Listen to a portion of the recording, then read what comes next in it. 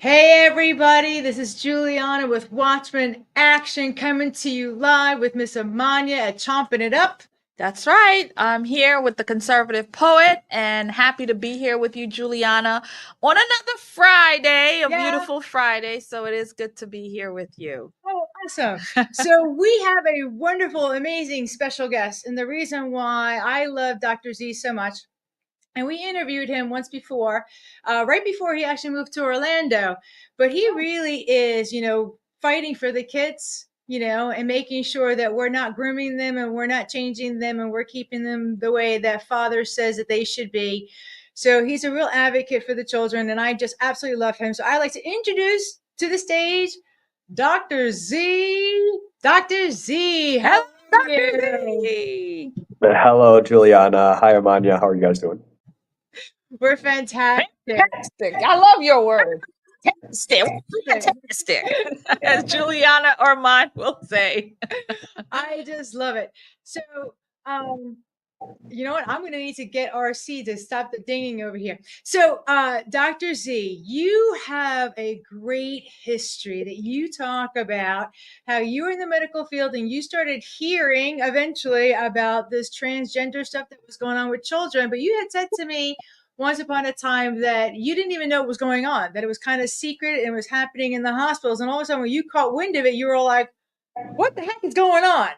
So I would like for you to talk about how not even you as a doctor knew about what was going on. So tell us your background. Yeah, so as it pertains to that, I think that this kind of caught a lot of people by surprise. In med school, you learn about transvestism, transgenderism, gender dysphoria, all of those things. It's obviously something you just kind of glance at for 2 seconds in one of your psych studies or something like that.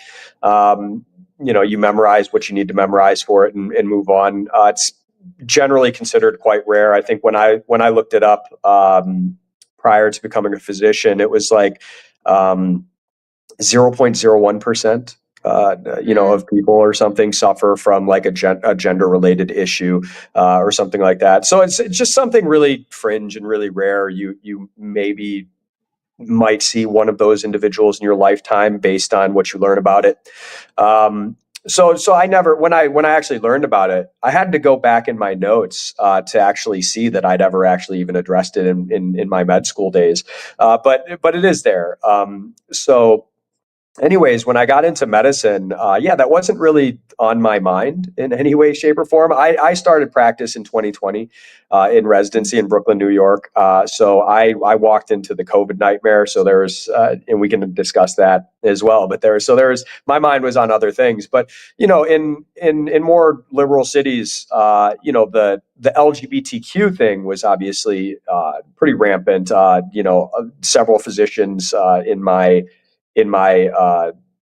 residency class were part of the LGBTQ and things like that. But I was never terribly engaged in it and didn't pay too much attention to it. What people do in their personal free time was not really Right. my concern in the professional space that I was in. Um, and I was fighting COVID for quite some time, and I wasn't paying terribly close attention to some of these more social situations, and I wound up coming across an article. I believe it was by the Epic Times, uh, and I don't have a subscription or anything. I just came across and scrolling on this, and it was Chloe Cole's story, who was a teenager in, I believe, Southern California.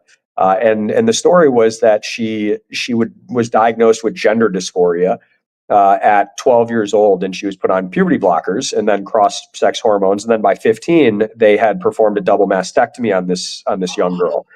And when I read this story at that time, she was like going before Congress and having discussions about this, and people were saying it was a conspiracy and all sorts of crazy stuff. So I mean, I was really just appalled, because I didn't know if this was like reputable or legitimate. So I did my due diligence and just looked into it, and I found that yes, this is actually true. And I actually had reached out to Chloe Cole herself and spoke to her Mhm. to find out if this was true. And I was really deeply shocked, at the idea that like somebody is, being convinced that they're born in the wrong body.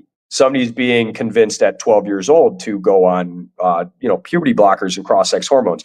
I can go into great detail about why these things are wildly problematic, but I just my initial take on it was this is incredibly dangerous, and this is medical malpractice and negligence, and somebody needs to be buried for this. People need to lose their licenses. People need to go to jail, and that was my initial reaction. And then I found, and then later they did a double mastectomy on her, and I had never heard of anything like that. That somebody would do a cosmetic surgery on a female of that age for this kind of purpose. I mean, I don't even agree personally. I don't agree with cosmetic surgery on any minor, whether it's a nose job or something like that. I just don't agree with it. I think that's foolish. But yes, removing the breasts of a teenage girl because she was convinced that she was born in the wrong body. I can't impress upon you enough how like shocked I was that this even happened one time. And so I took this to my residency program, and I had posted it in one of our doctors' chats, and I immediately was met with this intense blowback. This is not reputable. This is you're being a bigot. So forth and so on. And I was shocked again. I was like, wait a minute. I just posted a story about a 12-year-old girl who was placed on dangerous drugs and then was surgically mutilated by doctors that are committing medical malpractice. And your response to me is, number one, that this isn't happening. And then number two, that even if it is happening, this is necessary. And even if that, and it just, I will go into this later, but it's always the same sequence of events that I would come to find about how this goes. And I guess I'll just break it down now. First, it's not happening. And then it's happening, but it's only in adults. And then, okay, it is happening, and it's happening in adults, but it's really rare. And then it's not so rare. And then it's also happening in children. And then, but it's really rare in children. And then, but it's not. But if it's absolutely necessary in children, and then it's okay, it's not necessary, it's harmful, it's happening in children, but you're a bigot. It's always the same sequence of events of just lie after lie after lie that you have to uncover.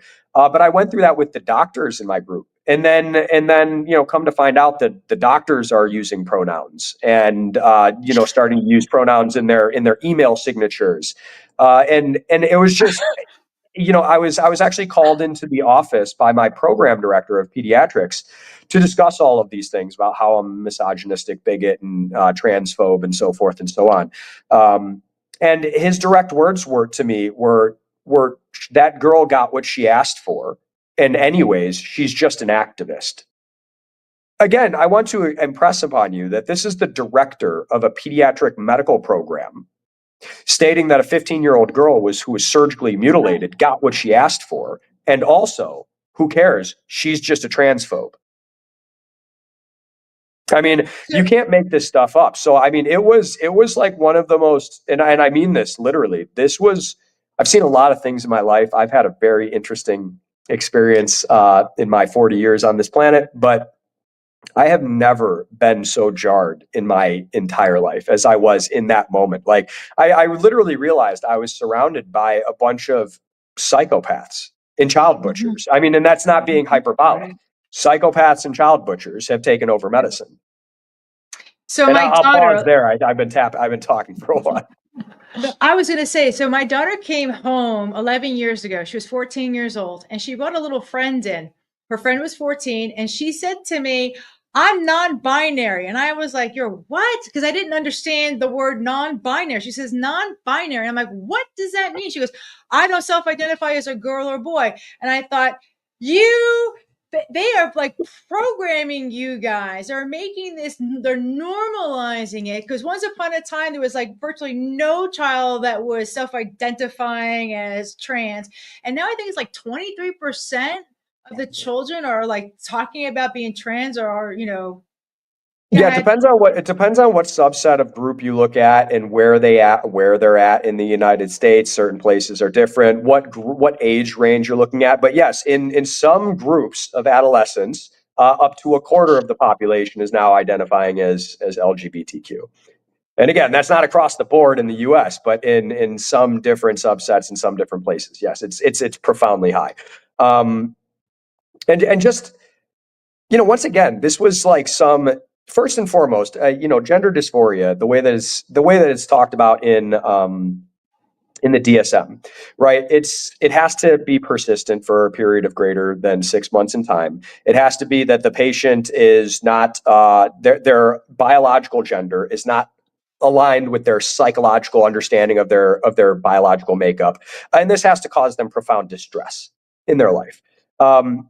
So that's the way that this is generally diagnosed, and it can't be better diagnosed by something else: PTSD, trauma, depression, anxiety, delusional disorder, body dysmorphic disorder, bodily integrity disorder. There's like 50 other things, so it can't be explained better by those things.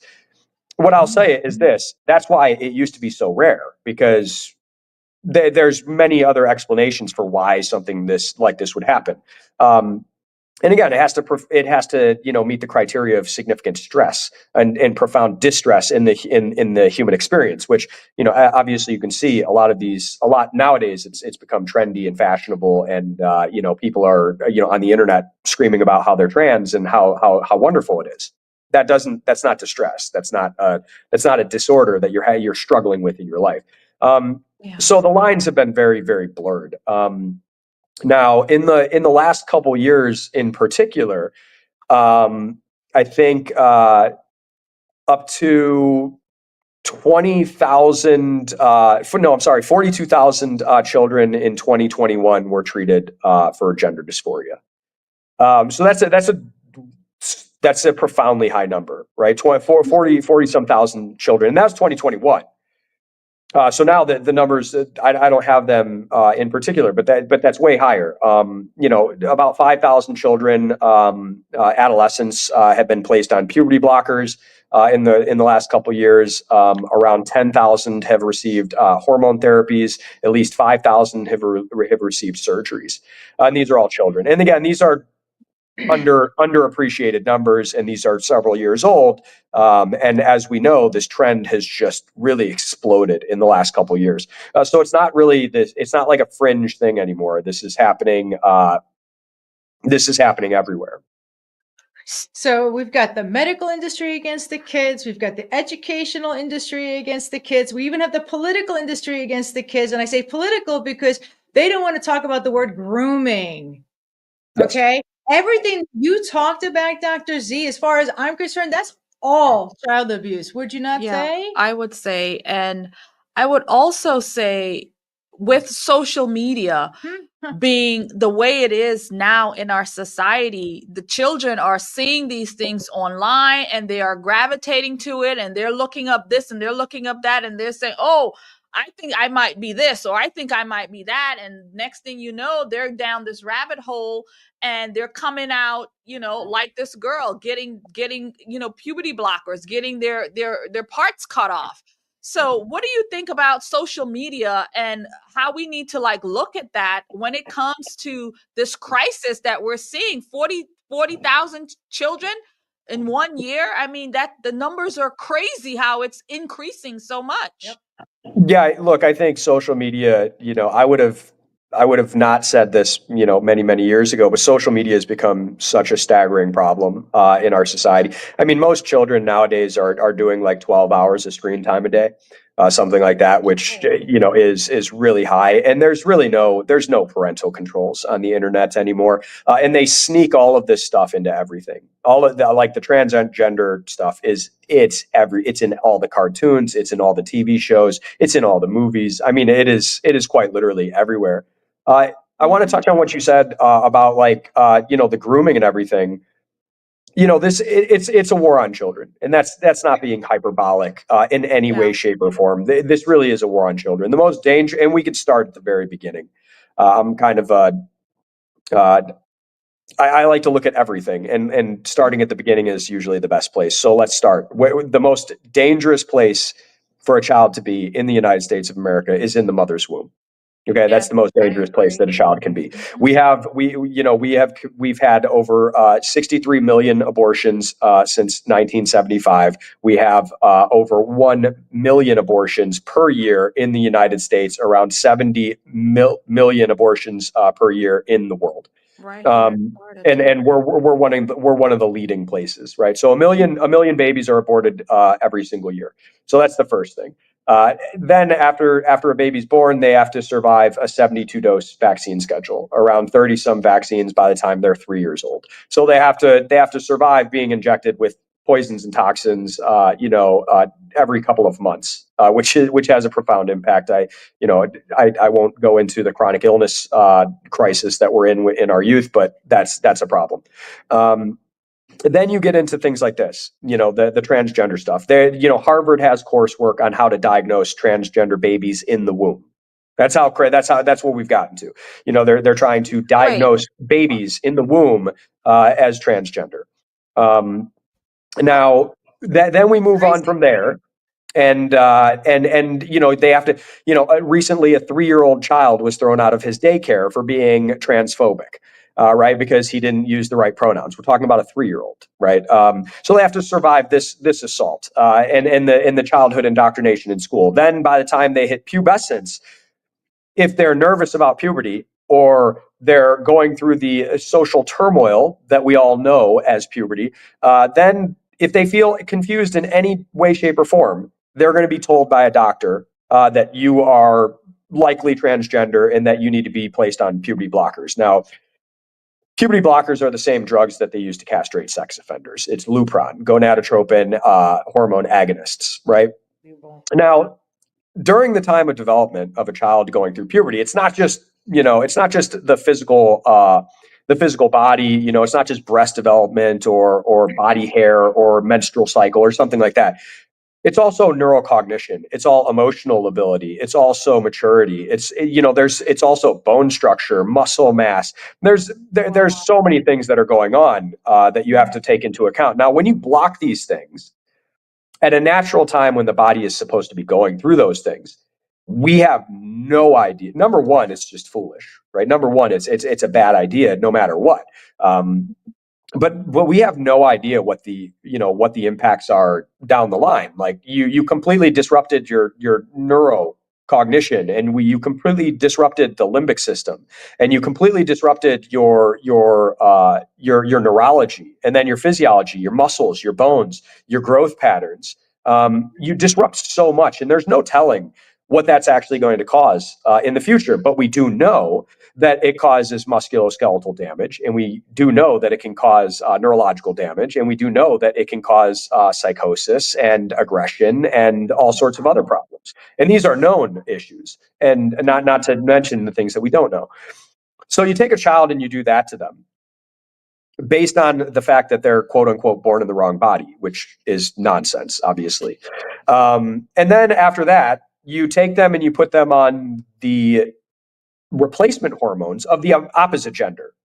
So not only do you shut off all the body's natural mechanisms, then you try to force the body into the most unnatural mechanisms that it doesn't understand. And this is for the purpose of sexualizing the body towards the other gender, because it's all about growing the body towards the opposite gender. Now, we know that, let's say if you put an adult on 10 times the amount of testosterone that they're supposed to be on, we all know the problems that come with that. You have increases in cancer, you have aggression, you have psychosis, you have neural disruption, you have significant alterations in the musculoskeletal system. You have all sorts of other problems. Now, imagine putting a 12-year-old child, a 10-year-old girl on cross-sex hormones. It's, again, so we can walk down all the problems that are known about this. It's insane. And then finally, what is the end goal of this assembly line? The end goal is to transition surgically, right? So cut off their breasts, remove their penis or testicles, invert their vagina, and these surgeries, calling them Frankenstein surgery does not do it justice. These surgeries are wild butchery. It is, I can't explain it. It's Jeffrey Dahmer meets Joseph Mengele. Sorry about that. It's Jeffrey Dahmer meets Joseph Mengele style stuff. And they're just experimenting. Like, they have no idea what they're doing. If you were to sit down just as a thought experiment, as a scientist and a doctor, and said, how could I build a penis from the pieces and parts that you have on you? It's not doable, right? So what I'm saying is, even if this were a thought experiment, it's not doable in any way, shape, or form. They're just taking a bunch of body tissue, throwing it together. If you saw the complications of these surgeries, it's profound. The body is designed to heal. So when you damage it and start to destroy it, it wants to heal. So when you try to create a penis out of skin from the thigh, and you try to use synthetic tubes for the vaginoplasty, they use tissue from the colon and from the stomach to line a hole that they cut into the body. I mean, these things are the insanity of it is it's something to behold. So anyways, you run into all of these problems. These children are never going to heal. They're never going to be okay. You've removed their ability to procreate, which is part of the issue, which is part of the reason that they do this.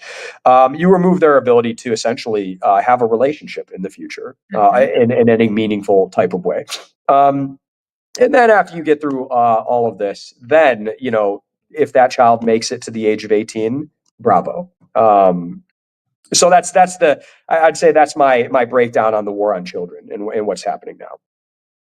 What are you doing to talk to the other doctors and bring some sanity to what's going on in your community?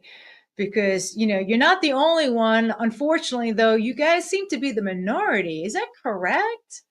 The drastic minority. Several years ago, when I started talking about this, I was told by every doctor on both sides to shut up. Especially, and you do have to draw in that COVID was happening, and I'm also heavily involved in COVID.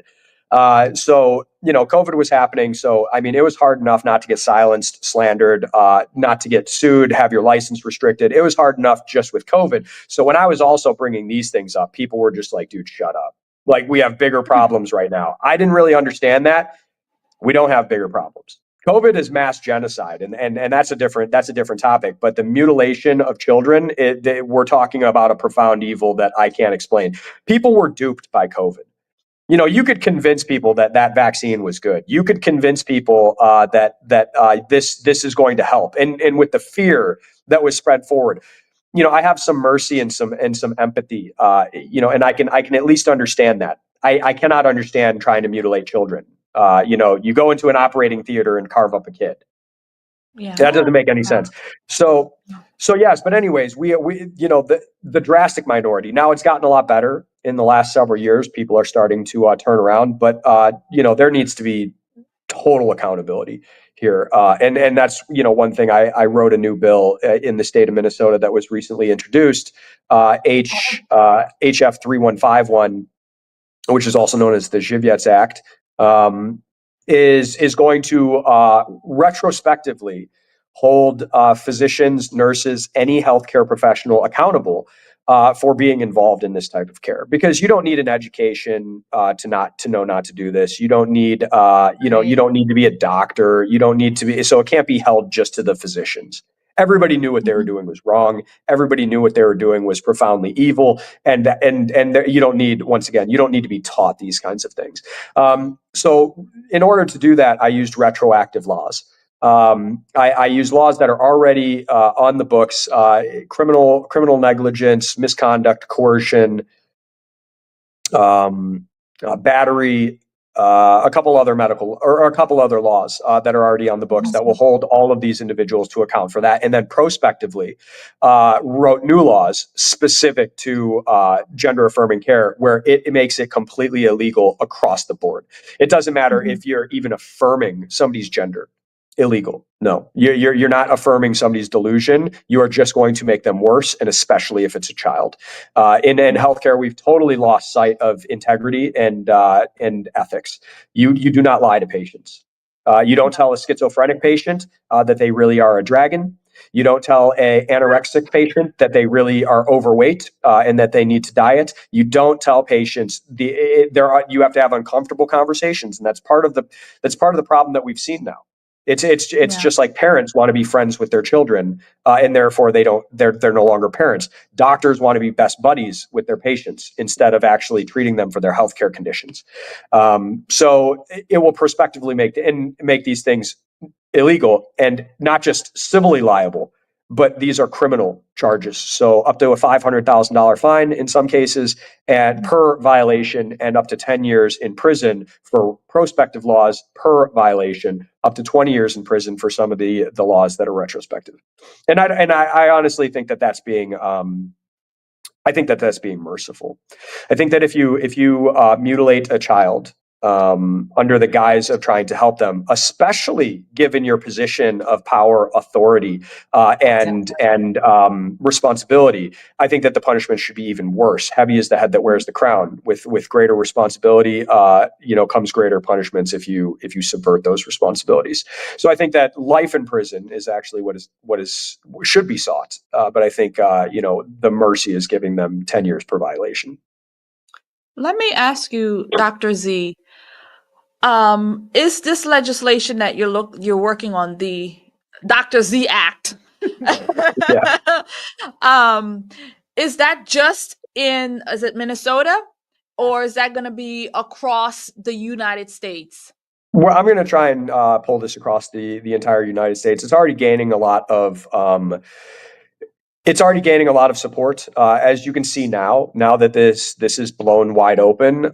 Many people are eager to get on the right side of history, because once again, this is not something that's arguable. History is going to look back on this as the greatest human rights violation that was ever perpetrated by the medical industrial complex. And that's saying something.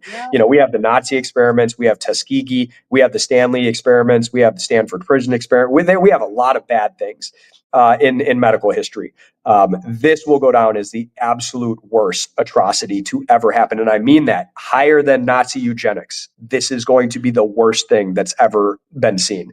Now, like I said, a lot of people are very eager to get on the right side of all of this. So it is generating a lot of support. And we will be pushing this as a template for other states. All they have to do is utilize their existing codes and laws, transfer them from the Minnesota laws to whatever corresponding laws that they have. And I wrote the language. I think that the language is sophisticated enough that it won't be able to be challenged in any meaningful way. And that it won't also prohibit people from actually getting necessary care in other aspects. So it's not shutting down like other areas of healthcare where it may be needed. I want to just real quick. So on that topic, so I started following you on X, Dr. Z, and you have a tweet that's I'm sorry that you have to see the dumpster fire that is my Twitter account, but well, I am seeing it, and it's brilliant because your voice is really needed in this field. And you said about this, you said, let me explain this let me explain how this is going to go. Gender affirming care is going to go down as the greatest travesty and miscarriage of medical ethics in the history of humanity. This is worse than the Nazis. Enjoy the side you're on, because at this point, you're staying there. And that is talking to the doctors, your colleagues, right, in reference to them not standing up and doing what's right. First, do no harm, not doing harm, and not standing up and saying, we have to come together and fix this. So I thought this tweet was really, really an interesting point that you brought up. But silence is complicit, right?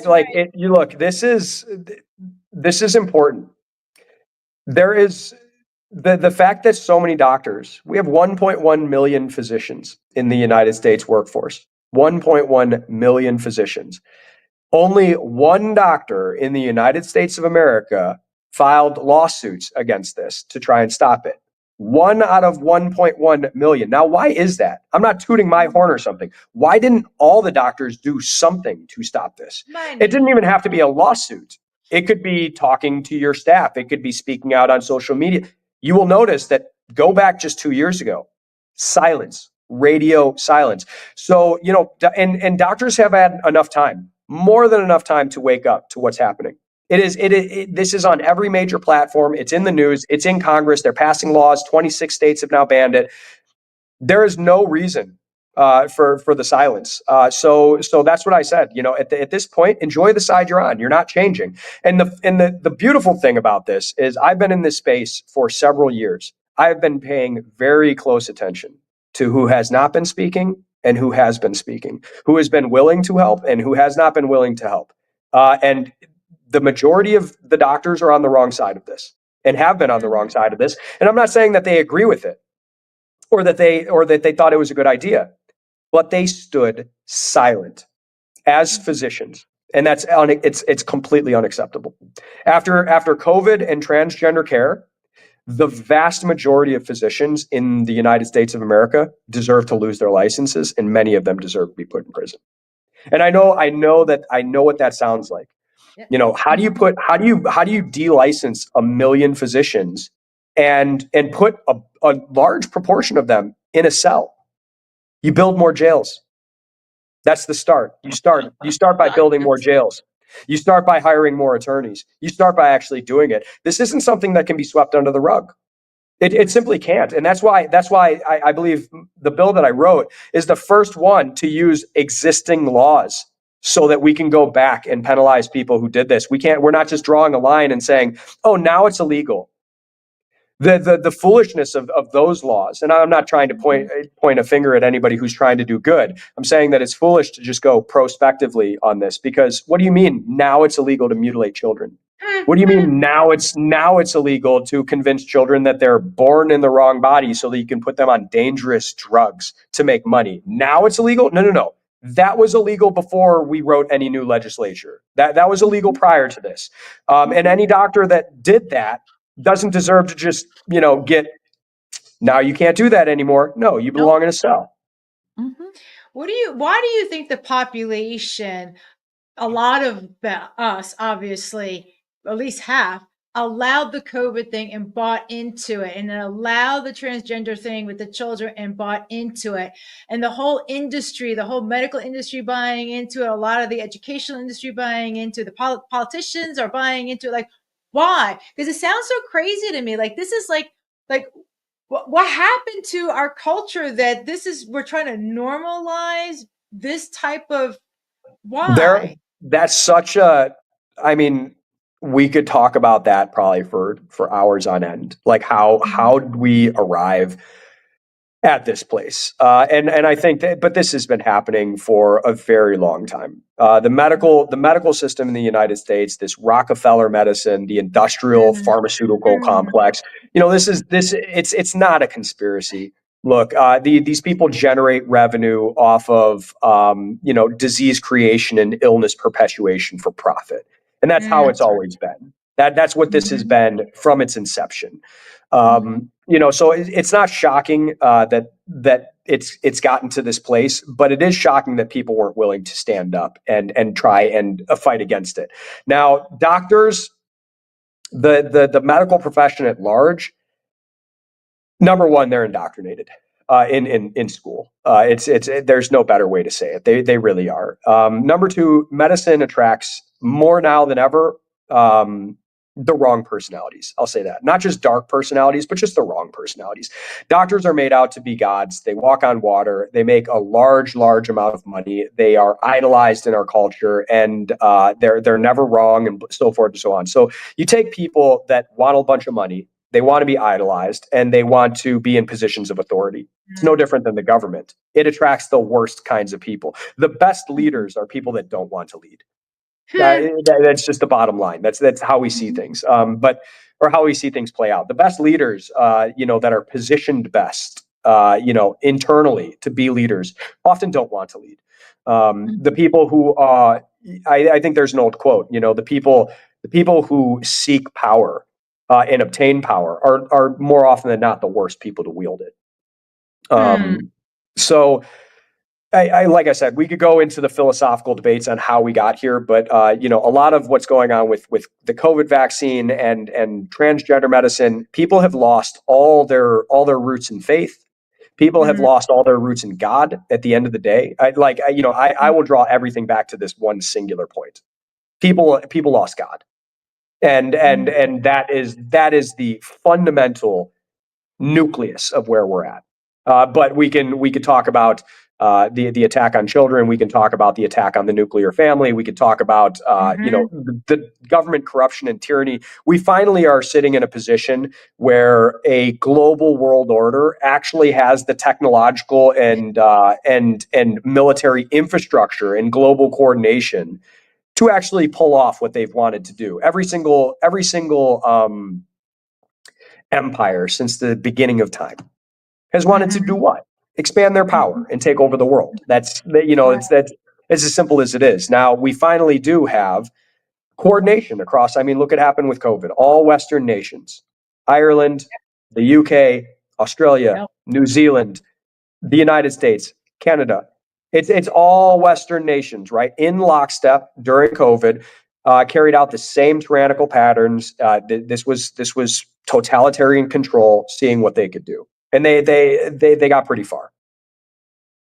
That touches every aspect of everything that we're doing. Like, it doesn't matter what facet that we're looking at, even in the churches at this point. The negative is infiltrated. And I think we're at the point where the people are standing up and going, stop. We want to change this lunacy. We didn't agree to all of this that's now happening. And we're trying to figure out, like, how do we turn the tide? Because, we've got big industries, these are crimes against humanity, as far as I'm concerned. Everything that you're talking about, when you're talking about chemically castrating a little boy, I'm sorry. That's just disgusting. I can't imagine anybody going, you know what? The most pleasurable thing that Father gave us to do, which was sex, you're going to take it away from him? Yeah. Yes. What is wrong with people? Yeah. And that's when I was talking about this several years ago, I don't beat around the bush with these topics. I don't pull my punches. Look, when I was talking about the surgical procedures, people are like, oh God, you can't talk about it. That's how disgusted you are with me just bringing it up. Now this is happening to kids. I want you to think for a second. Every single child, thousands of them that have been, at least I believe the statistics are in the last 4 years, over 5,000 children have gotten top surgery, and several dozen have gotten bottom surgery. And for those of you that are listening, top surgery is removal of the breasts for gender dysphoria. Bottom surgery is the removal of the testicles, the penis, or removal of the vagina and revision to the opposite gender. You have to think that every surgery that this has happened, there have been psychologists, psychiatrists, endocrinologists, and surgeons coordinating on a team, all involved for months to carry this out. And then at the final step, there were nurses and anesthesiologists and surgeons and surgical techs and medical assistants and so forth and so on, all standing around mutilating a child. Right? In an operating theater where they're getting paid large sums of money and also being applauded to do so by the social system that surrounds them. This is evil on a level that, when evil is so blatant and brazen, that is evil on a profound level. This isn't being done in being hidden somewhere. This is being done by the most trusted and idolized people in our society, and they're being cheered on for it. I mean, I mean this. Imagine people cheering for Dahmer as he mutilated his victims and carved them up in a hospital and was paid for it, and then put on a $10,000 suit, got into his Maserati, and was applauded. It staggers the mind, the position that we're in. And it needs to end. People need to stand up. This is not, it will end when we end it. Everybody's waiting for somebody else. Everybody's waiting for the white knight to ride in. Everybody's waiting for Jesus to come down from the clouds. We have a responsibility. We as people have a responsibility to do this and to combat this in every way. And people say, I don't know how to get involved. You have to take the first step to do everything. Right? Anything in your life, you have to take the first steps. Learned helplessness is not an excuse. It is absolutely, and especially with this. This isn't some war in the Congo, or this isn't somebody being bombed in Yemen. Something that you have little to no control over what's actually happening. This is happening in your city. It's happening in your hospital where you live. It's happening to your neighbor's kid or your child. That's another thing where we're watching people allow their children to be taken by the government. People are in Colorado, I believe. I think it was Colorado. They just passed a bill that is going to that allows them to remove and press criminal charges against parents for misgendering their children. What? You're not if people don't fight this right now, that's the direction we're going. They can take your kids if you misgender them, and they can charge you with crimes against your children. They're considering it child abuse. Wow. If you don't gender your child correctly, it's child abuse, and they'll take your kids. And they will give your kids to someone who will gender them correctly, which is going to be some LGBTQ couple or some homosexual couple or some other couple that you disagree with. And they're going to raise your kids. I was watching a news brief something, and they were talking about one of the states now has a new certificate when you have a child, and you can the child is transgender, the child is homo, the child is, and it's like, no, the child's a boy or a girl. That's it. I mean, I can't imagine that they have all these checkbooks that you can do and say, I'm going to pre-label my child even though they're an infant. Wow. People are more concerned with being, their social status in an insane world, right? Number one, it's not good to be well adjusted in a sick society. Seriously. Right? It's just not. So, the people that are not, they're not willing to call out what's happening because they don't want to be called a name, or they don't want to be told that they're a bigot, or they don't want to, I don't know, lose their job, because people lose their jobs over, these things these days. I don't care what you have to do. If you're not standing against this, you are on the wrong side of things. And this is only going to get worse. If we would, just like COVID, if people would have just said, nope. I mean, I want people to think about how simple that is. If everybody just said, yeah, no. You want me to wear a mask and put a mask on my child? No. The answer is no. And if everyone that wanted to say no just did say no, it wouldn't have lasted a day. The COVID pandemic wouldn't have lasted a single day. The answer is no. We're not doing it. Thanks, but no. It's the same thing with the. Say, I would have to put a mask on. I can't wear a mask. Within 30 seconds, I'm like nauseated. I'm ready to faint. So I was like, discriminate against me and tell me that I have to put a mask on. I'm telling you medically, I can't put a mask on.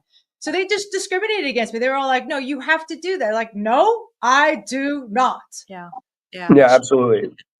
I was yelled at in my hospital on a daily basis for walking into my hospital without my mask on, and a $12 an hour security guard is going to tell me that I need to put on a mask for a medical reason.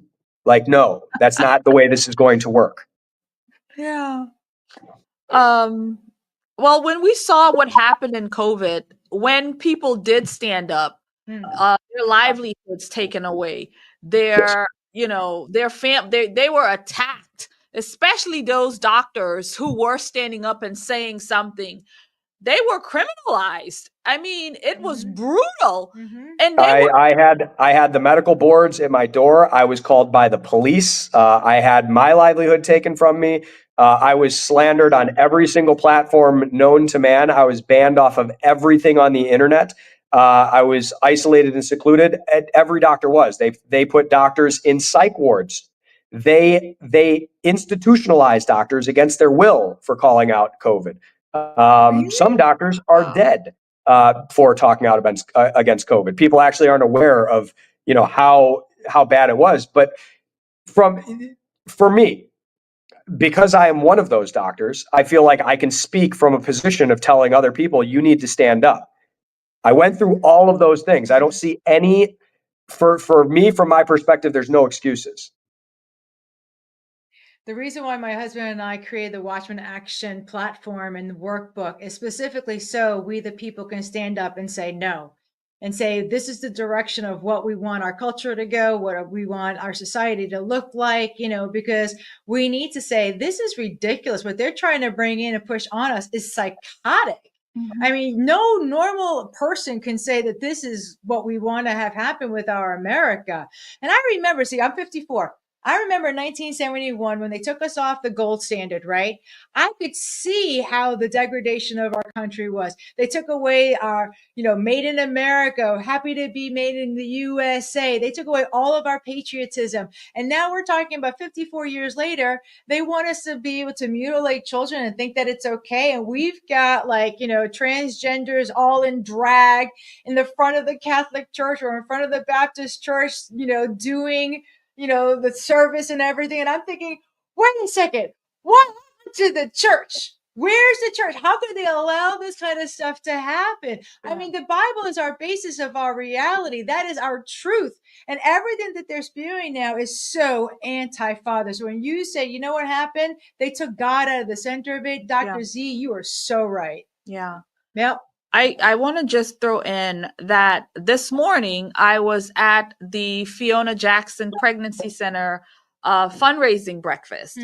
And there it was Dr. Kathy Altman, who was our keynote. And her story starts with her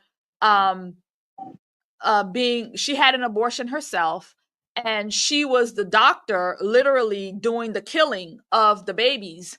And where father started to talk to her, started dropping seeds in her that these things are wrong, what you're doing. It was when she did an abortion on a woman. A couple of months later, the woman was back for another abortion. And then she was back for another abortion. And Kathy said to her supervisor, she says, I've done 3 abortions on this woman. I think she's using this as contraception. Yep. And she was told, well, you need to go on in there and do your job because this is what it is. And so that's how her wake up started to happen, from being this prominent doctor and, literally, and she was telling us how she would dissect it, just like, they practiced on chickens, and that's what they practiced on. And she went on and on and on about it, about, what she was dealing with.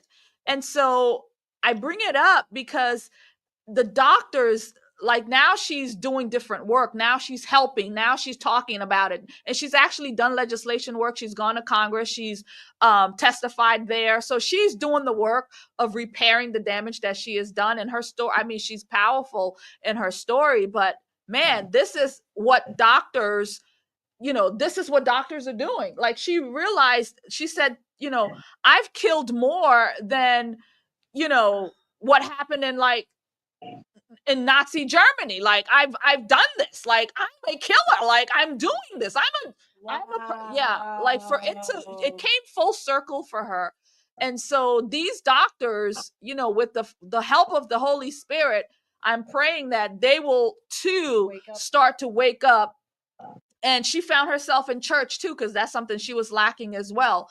And so that the church will wake up, and the people will wake up, and these doctors will wake up to what's happening here and do something about it. I certainly hope you're right. Yeah. So how do we make it so that she is right? I mean, I guess we just need to continue getting the word out there and amplify your voice, for example, Dr. Z, because I mean, you're the only one that's out there saying, hey, we need to stop this insanity. Mm-hmm. You're not being motivated by money, obviously, otherwise you'd be in regular practice. It's really about, saving humanity. Right? Yeah. I think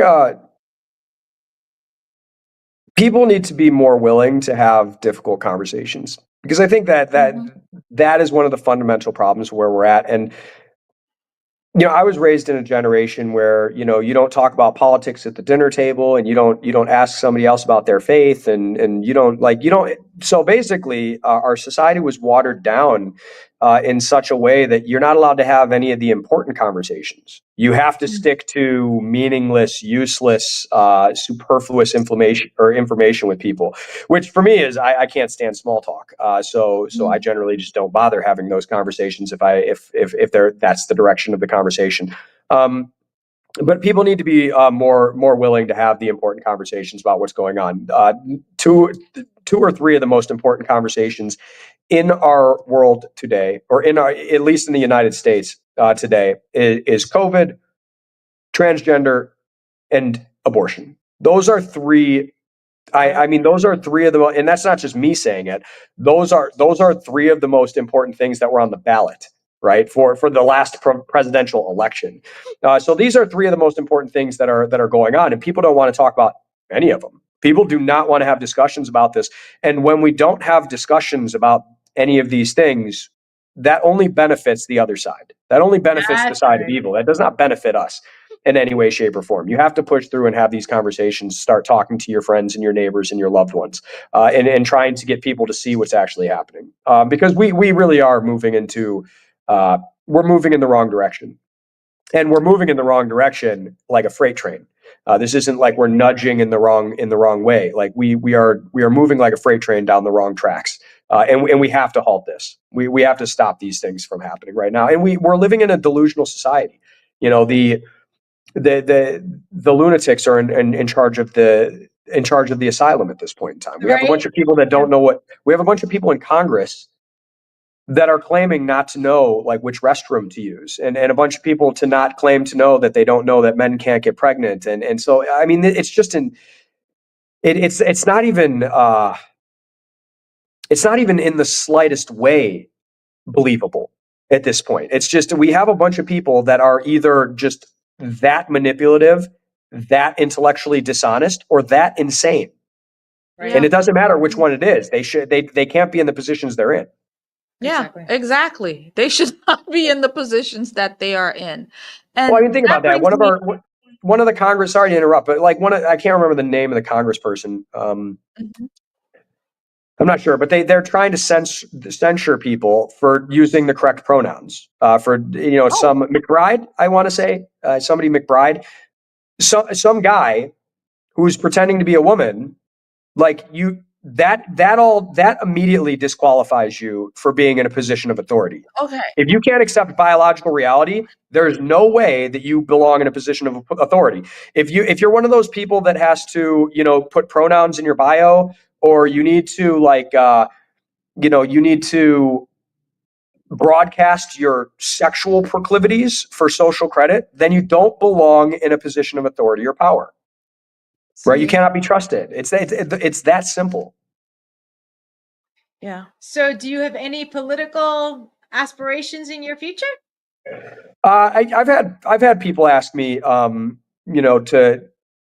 to at least think about running for positions. I have no idea about where I would run in a political apparatus, and I don't even know how that would work out. I quite despise the political apparatus, so I'm not sure. But maybe in the future. Well, I have something to ask in reference to another tweet of yours from Twitter. Back to the dumpster fire of my Twitter. Yes. This was a very, very long one. And so I screenshot a couple of it, but just to get to the point of it, you said it's not challenging to understand that ending the COVID vaccine is more important than food dyes, or that ending child mutilation is more important than seed oil. It's actually pathetic that a group of media whores and politicians were hijacked to a movement of righteousness, and they're taking it away from biochemicals and biochemical war. But you see, I'm sure now you remember this tweet. Yes. So can you talk to us about that and how you're seeing the Maha movement and what they are doing, and compared to what they should be doing, what they're focusing on and what they're not focusing on, and how do we tie that into what's really important? Yeah, so the bottom line is this. Look, we all know that seed oils are bad. We all know that microplastics and phytoestrogens and all the processed foods in our grocery stores are not good. We all know that 12-year-old children shouldn't be drinking 2 gallons of soda pop every single day, and that we do have an obesity problem. Probably around 40% of children are obese in this nation. So we all know that these are problems, and I am 100% supportive of fighting all of those issues and getting more involved and doing more. But right now, 25,000 children are being vaccinated with the COVID-19 vaccine every single day. It is 3 doses on the pediatric schedule starting at 6 months of age. We know that the COVID vaccine has killed millions of people around the globe. There were several hundred deaths in the first month of the rollouts in the United States of America. We've known this for years. We know how dangerous and problematic it is. We understand that the lipid nanoparticle creates thrombogenesis and is pro-inflammatory. We know that it does not target any specific cell, but instead it allows for any cell to be transfected. And that means they can go to any place in your body and cause problems. We know that the spike protein is the most toxic portion of the COVID virus, and that's what they put in this vaccine. And we know that the vaccine creates or is made out of N1 methyl pseudouridinated mRNA, which does not break down. So you produce this for an unknown amount of time. We know how dangerous this is, yet 25,000 children are still being injected with this every single day. When Trump and Kennedy got elected and appointed, respectively, the first thing on the agenda, and what a lot of people voted for, was COVID vaccines to be pulled off the market. All transgender surgeries should have made immediately criminal and illegal. These are easy things to accomplish. Especially for these people in these positions. Those are the things that should have been done. And every single day that they're not done, thousands of people are maimed and injured every single day in this country.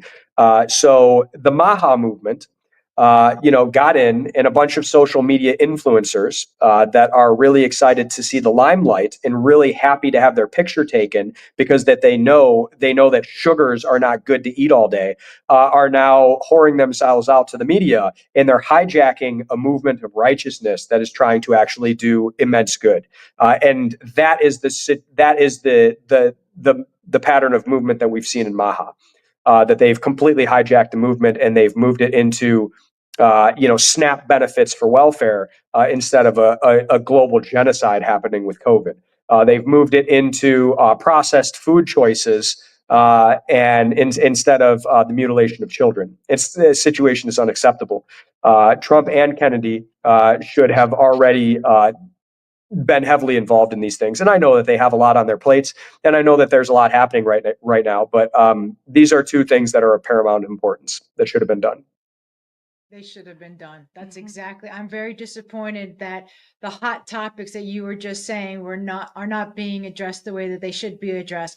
Like from day one, Trump was like, "Oh, I got us out of the WHO."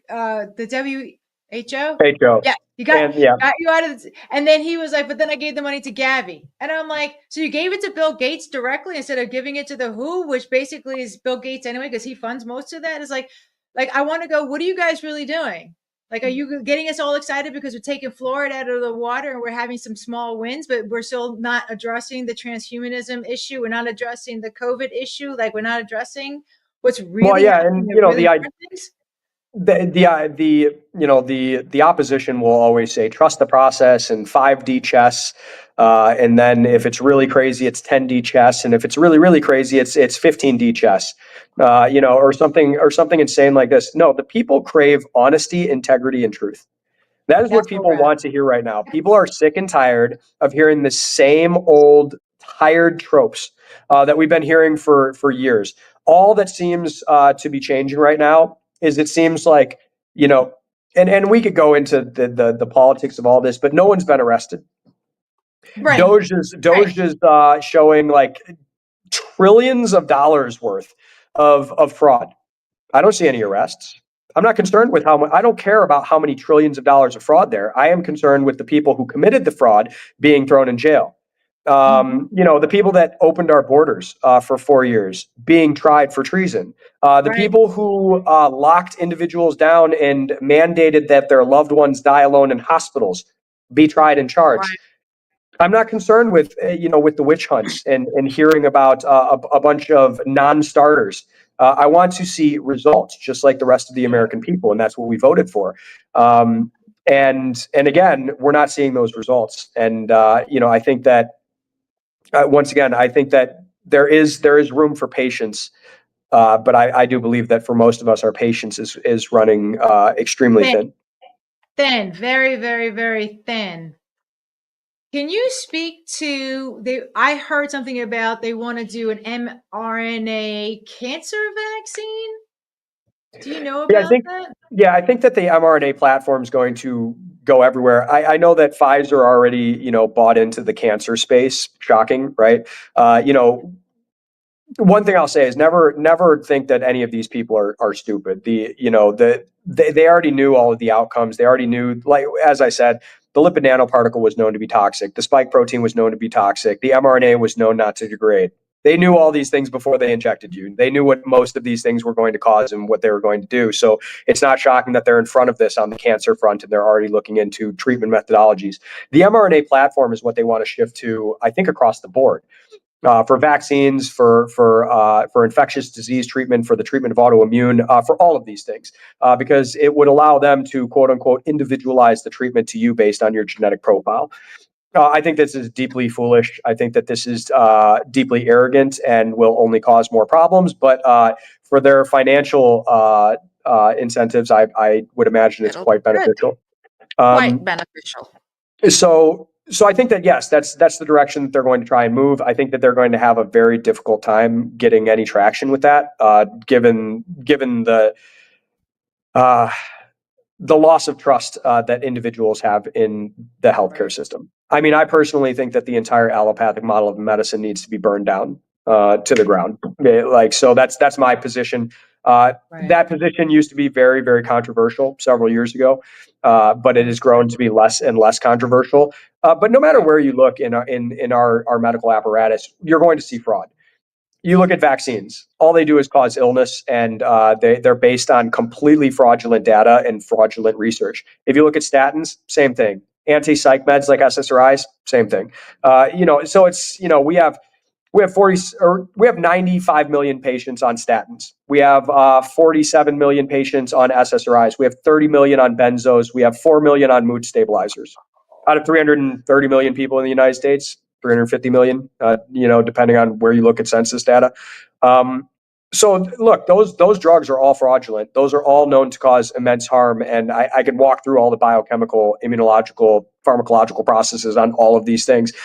It's all fraud. It's all fraud and it's all damaging. So I think people are waking up to all of these things that this all needs to be burned down. And why doctors have been operating in this space for 30 years. Again, a lot of the things I say are wildly controversial, and the reason they're controversial is because people they don't like looking in the mirror. They don't like getting called out for these things. I'm sorry, if you've been practicing medicine for 30 years and you didn't notice any of these things. Once again, it's not like they slipped in fraudulent things. The largest things are fraudulent. The statins, the SSRIs, the vaccines. If you've been practicing medicine for 30 years and you didn't notice any of this, then you're not a very good doctor, are you? Right. So unfortunately, I see the entire system as a cancerous parasite on our our public. So I think the whole thing needs to be burned down. So, Dr. Z, as we start landing the plane, if there is a last word that you want to give our audience, I would really appreciate that. People, every time I come onto a show, they ask for last words. We've talked about a lot of things. I think that, I hope that people will educate themselves as much as possible. All the information's out there. Again, learned helplessness, not an excuse. That all the information is out there. Dig, do your own research, read. You don't need to be a doctor or a scientist. You don't need to be you don't need degrees to be able to read and kind of understand what's going on. Educate yourselves as much as possible because it's in your benefit. It's in your benefit to be your own advocate. It is in your own benefit to understand, how to navigate your health and what's going on in our society. Because you don't want to be. World War III started in 2019, and again, I can defend that position pretty well. World War III started in 2019. You've already slept through most of the war. Don't sleep through the rest of the war. You don't want to wake up and realize that a war happened. You weren't even around for it. Wow. Wow, Dr. Z, thank you so much. We really appreciate you coming on today. Yes, Fantastic. thank you. All right, we're going to say thank you very much, Dr. Z, and let you go. And we're going to close this show after you leave. Dr. Z, have a beautiful and blessed day. Thank you for sharing all of your so time much with us. for It's my your pleasure, guys. God insight bless. and your knowledge. Yeah. It was welcoming, and because you have so much information, and we really appreciate you and everything that you said today. So thank you. You're very welcome. Awesome. God bless, guys. Have a blessed day. Wow, holy whoa. Wow. I don't know about you, but that was a whole lot of wonderful information, huh? Yeah, especially about the COVID stuff and the things that's happening with the mutilation of our children and the numbers, how they're growing. I mean, every day. I mean, it's like they're drinking something from a faucet. Like all of these kids, they're drinking this thing up, and it's more of them that are sprouting up with this disease, this mental disease. And so for him to break all of this down to talk to us about that, I mean, it's eye-opening. It's eye-opening. He was the only doctor that stood up. He's the only one that sued. Out of 1.1 million doctors, he's the only one that's standing up going, can we defend the children? Because I mean, this is wrong. How are they not standing up? They're complicit in what's happening here. Yeah. Listen, we the church, we have to stand up and we have to say, this is our culture. This is what we want to see happen. Because if we leave it up to these industries, forget about it. Yeah. I mean, again, these industries are all in it again for the ultimate dollar, to make money.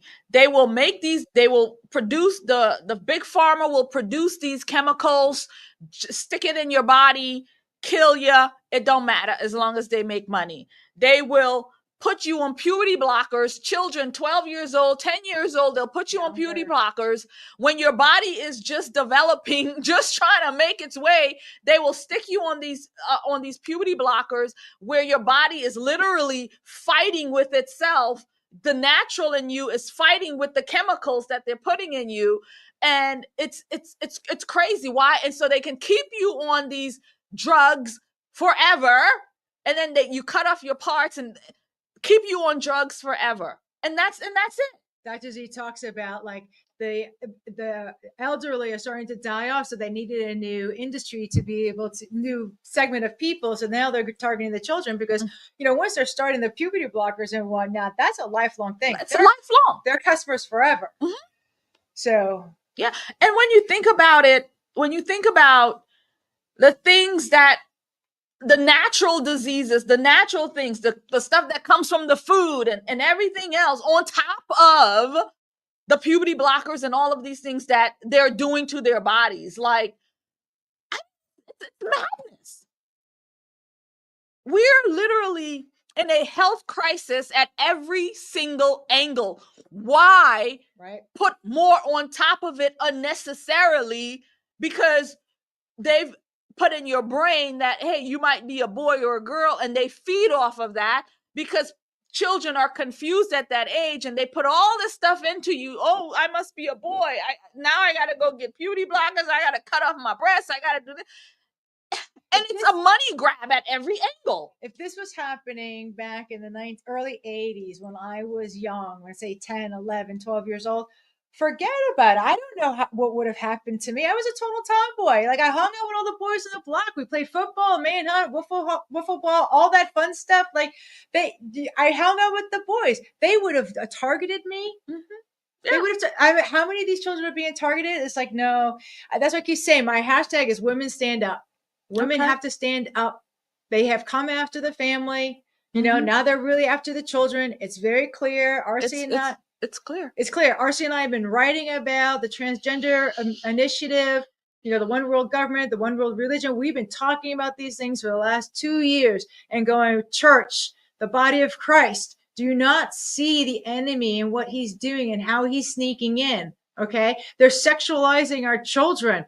We're looking at little boys going to drag queen thingamajiggies and they're dancing and stuff like that. And it's like, that's against the law. Like, I can't believe that they're allowing this to happen. And their parents, because when we talk about the children, where's the parent? The parents are in the audience cheering it on, taking video. Oh, there's little Susie, with the drag queen. Like, this is insanity. The parents are complicit. The parents are the ones that needs to be locked up and put in jail, because it is child abuse. It actually is, because you've been given this child to guide, to protect, to watch. Right? That's what the job of the parents is. But you're busy, taking your children to some witch doctor, some Frankenstein doctor to chop off their body parts. You're busy taking your child to drag shows so they can see men in dresses. It's insanity. So the parents, in my point of view, we need to hold their feet to the fire. We need to stop locking them up. So my eldest two kids are 36 and 33. The difference between what they went through when they were in school versus my daughter, who's now 25, and what she went through. She's the one who came home with the little girl that was like, I'm non-binary. And I'm like, what the hell is that? Right. But that kind of stuff wasn't happening 10 years prior with my older kids. It was just amazing to see the shift and what was going on in the educational system and how they infiltrated. This is all crimes against humanity. The stuff that they got spraying in the air, they're like, oh, there's 12 new kinds of clouds. Like, all of a sudden, father was like, hey, I'm going to make new clouds. To the fact that they are injecting stuff into the chickens and into the beef, like to the fact that we've got GMOs and they're feeding us things that's not even close to being, but they want us to eat bugs. And it's like, come on already. Like, stop already. It's the genocide of we the people. That's what they're trying to kill us all. And they have so many different arenas to do that. The clouds, the food, vaccines, pills, all of this stuff. And what else? Dentistry. The water, the water. I mean, everything is geared up to kill us. Hey. Well, I just want to say, Miss Amania, I love your enthusiasm over all of this. And we need to have that become just so infectious that other people, pick up on that and, carry that, because we need to be enthusiastic about the fact that this is our country. These are our kids and we're in charge, not them. Not them. And we need to stand up and fight. We can't be complicit. That is one of the reasons Julianna and I have come together to speak on these issues. And that's another reason why I put on these community conversations, so we can talk about some of these things that we are seeing, because some of these issues that we have, they can go away. Like I was telling you, I was at the abortion pregnancy fundraiser this morning, and and I understand, yes, but guess what? We don't just swallow the baby, right? Like this action that brings that on, and so getting to the cause of those things prior to the pregnancy happening and then the abortion come into play is in my thoughts and my opinion is that's where the fix is. Right. It's not. And I did an interview with John Mishner a couple of weeks ago, and it's on the Conservative Poet channel, by the way, if you'd like to take a look at that. He is the person who wrote the book on overcoming the pro-life movement. Is that how it's titled? Overcoming, in the pro-life movement. And his whole thing is that we put it at the feet of the government. We put it at the feet of the governor. Because the governor can say today, I'm making abortion illegal, therefore we're going to lock everybody up who goes and do it. And this morning I spoke to Dr. Kathy at the event, and I said to her, I interviewed him recently and this is his stance. And she says, I disagree, because I think it's a moral thing. And that's where we need to fight. That's where the change has to come. It has to come within the moral stems of we the people, we the society, and therefore we need God to fix and change these hearts. So abortion is that issue. If we were following the word, if we were marriage before sex, if we were in these spaces, if we were there, then abortion wouldn't really be an issue. So if we have the conversations, if we're talking to girls about preserving our bodies, if we're talking to them, if we're having those conversations and saying, yeah, maybe, that's not the right way to go. You don't want to end up down the road a single mama. You don't want to end up down the road in these predicaments. You want to have a husband. You want to have a marriage. You want to have this. This is what you want. And so the church and everybody else, we would be able to stop the abortion pandemic as it is if we talked and were presented with other options, and if we made the dignity of women, the dignity of girl, and who we are. We wouldn't be letting. And I understand rape happens, I understand incest, I know these things happen, but the majority, the 99% of that is not coming from those things. It's about we the women, If we would go back to the Bible, right? Father made sex so that it's like a contract, right? You don't want to be having sex with a whole bunch of people, but we've taken the Bible away from how we raise the children. If the children really understood the importance of why Father said to be married and then procreate, there's a reason why we're not supposed to have sex before marriage.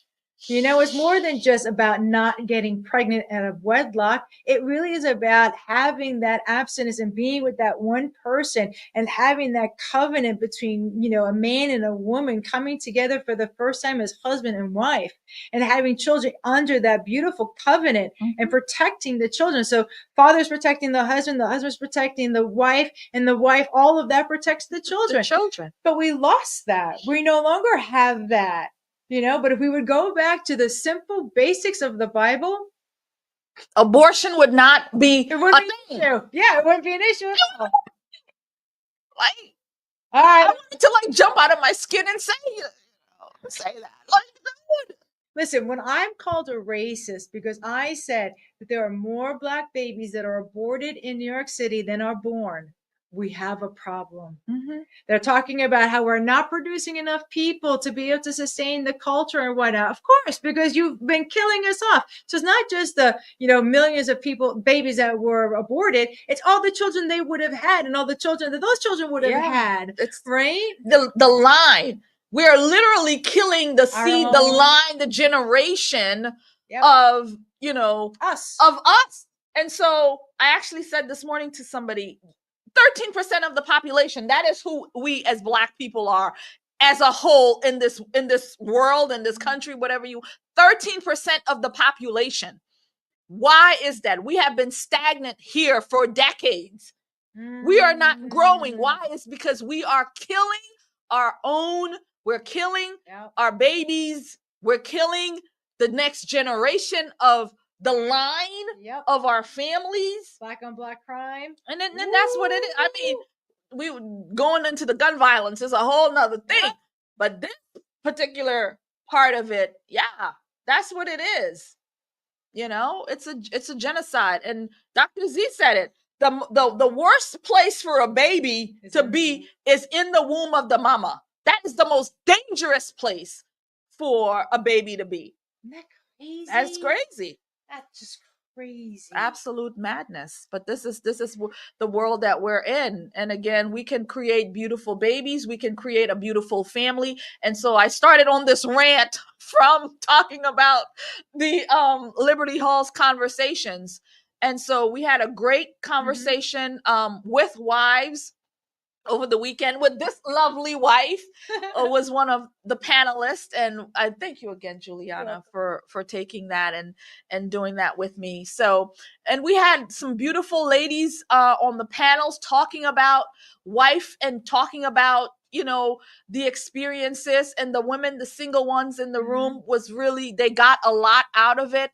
And again, it talks to you about, okay, I think they've got something, I'd love to do that. Like, rather than, becoming a baby mama. No, it's a beautiful thing. And here I am a baby mama. I am this person. I am. And again, not throwing rocks at anybody. But now I've grown and I understand these things. We're gonna make mistakes. Nobody's saying we're not gonna make mistakes. I've made them. We all made and them. That's why I'm here now trying to say to young girls, you have the ability to take a different option. You have the ability to take a different avenue. Yep. To create the beautiful unity that God really wants for us as his daughters. As his daughters. That's the most important point right there. But the younger generation, they're more like our grandparents. They're very conservative. The girls, they want to be stay-at-home moms, right? The boys, they want to be able to get married and be able to, take care of the household and send their kids to college on his salary alone. Yeah. It's up to us, our generation, the Generation Xers, to be able to say, we need to smoothly hand over what needs to happen with our culture to the younger generation and empower the conservative generation. Have you heard of Girls Gone Bible? No. They have over 1 million followers. It's just all these girls that are doing Bible study together. Really? Yeah.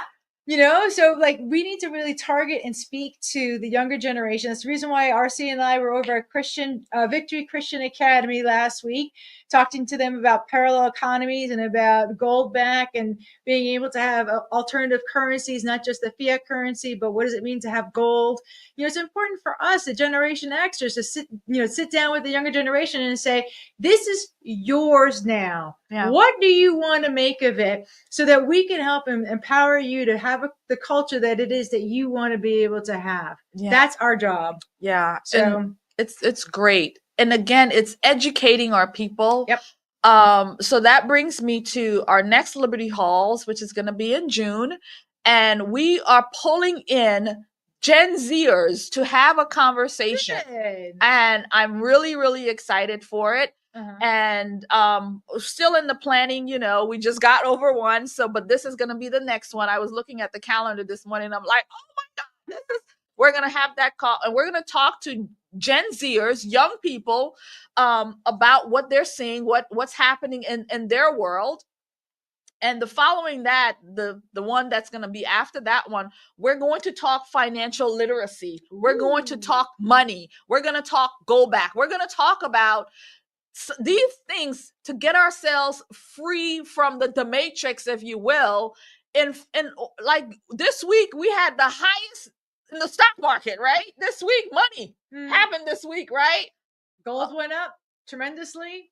And some people don't have a clue about any of that. We need to talk about that. That's right. So we can start positioning ourselves, so we can start to get ourselves financial freedom in this aspect. So yes, we're going to have a Liberty Halls on financial Gen Zers, and then the next one will be about that. So thinking about all the people, that I want to participate in that, and really bring a robust conversation in reference to, empowering ourselves and freedom in our finances. I mean, it's a real thing, friends. That's awesome. Yeah. So RC and I are excited because we're taking the Watchmen Action workbook and we're schoolhouse rocking it so that we can work with the Gen Zers and the younger guys and saying, you know what, this is your world. We're going to help you with this roadmap to be able to design what it is that you want to see happen and how to get that done. So we're really excited about the younger generation. Yeah, It's really about them.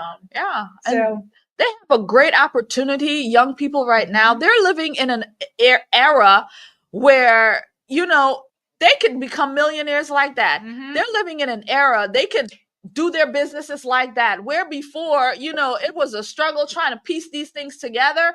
We're living in a different era, and young people, they don't have to be broke at 60. They don't have to be broke at 70. That's right. They can be millionaires at 20. That's right. Right? Because we have these tools now, and we know that the school is not educating them on these things. They're not teaching them economics. They're not teaching them anything. We know that they're teaching them all about the LGBT though, and all this craziness, but they're not teaching them how to, become independent and really give more into the society. because we're going to leave them with this world. They're going to be the ones running for office one day. They're going to be the ones being president one day. They're going to be the ones in our Congress. And so we need to start educating them on all things so that they are not, we don't have wokeness, you know, in this way. That's right. So, woo-hoo! Yeah. What a segment. All right, let's land the plane. We've been here for almost an hour and a half, just having major conversations. Amania, I really appreciate you. And I love you. Love my you, sister. Yes. All right, so I'm Julianna Ormond with Watchmen Action. You can find us at watchmenaction.org. We love you guys. You want to close out? Yep. And I'm Amania Saluste. I am the conservative poet on YouTube. Go and check out the channel and subscribe, like, you know, I would really appreciate that. And you can also support by going to the Orlando Patriot, where you can find my merch, mugs, t-shirts, things like that. That really does help out, especially with the work that we do on the ground, not just in YouTube world, but you know, the work that we're doing on the ground, like creating the Liberty Halls and bringing those live conversations. So all of that helps. You know, it helps us out. So I thank you very much. And also what really, really helps is pressing like and commenting and sending this off so that YouTube won't suppress this work, and so that they can hear what Dr. Z had to say. And so, because that is a real challenge, they don't want this thing out. So share it with friends. We really appreciate that. Share this conversation with friends, because it's really something, because YouTube is not going to push it out there. We need your help to push it out. We got 6 people in there. All 6 of you, send it to 1,000 people. All right. Well, we love you guys. We're signing out, and we will see you next Friday. God bless and keep you. Happy weekend. Yes. All right. Bye, guys. Bye-bye. There we go. Bye.